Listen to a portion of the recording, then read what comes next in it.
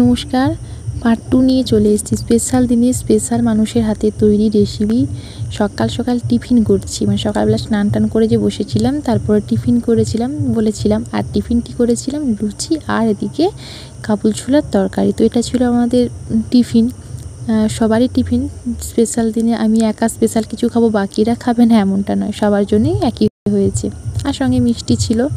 তারপরে আবার দোল টোল খেলে আবার স্নান করে এলাম, এসে ড্রেস চেঞ্জ করে বসেছিলাম। তারপরে মায়ের হাতে পায়েস খাওয়ালো। এবার বুঝতেই পারছেন আজকের দিনটা আমার জন্মদিন। এমন দিনে আমি আমার মায়ের কোলে এসেছিলাম, মায়ের কাছে এসেছিলাম। আর এমন মা বাবা পেয়ে আমি আমার জীবনটা ধন্য। আমি আবারও বলবো ভগবানের কাছে, আমি যদি দ্বিতীয়বার মানব জন্ম আবারও নিই, আমি যেন এই মা বাবার কাছে এসে থাকতে পারি, এই মা বাবার কাছে জন্ম নিতে পারি, তবে মেয়ে হিসাবে নয়, ছেলে হিসেবে যেন সারা জীবন থেকে যেতে পারি। কি রেসিপি হয়েছে দেখতে পেলেন। আর আমাদের গতকাল নিরামিষ খাওয়া দাওয়া হয়েছে, তাই আজকের দিনে মানে দোলের দিনে আমাদের নিরামিষ খাওয়া হয় না। আগের দিন যেদিন পূর্ণিমা সবে পেয়েছিল ওই দিনই নিরামিষ খাওয়া, এই জন্য আজকে শুধু মাছ হয়েছে, তবে ডিম মাংস এসব কিছু হয় না।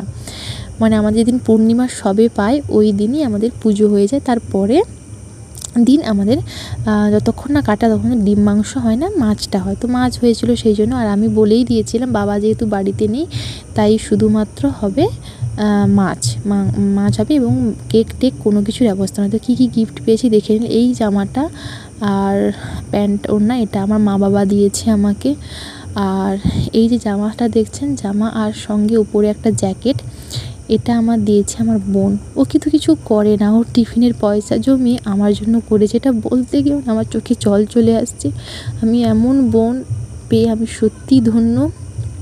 আমি সত্যি বলছি, এমন পরিবার আমি সারা জীবন পেতে চাই, মৃত্যু পর্যন্ত এই পরিবারে থাকতে চাই, এবং পরবর্তী ক্ষেত্রে জন্ম হলে এমন পরিবারটা কেন পাই।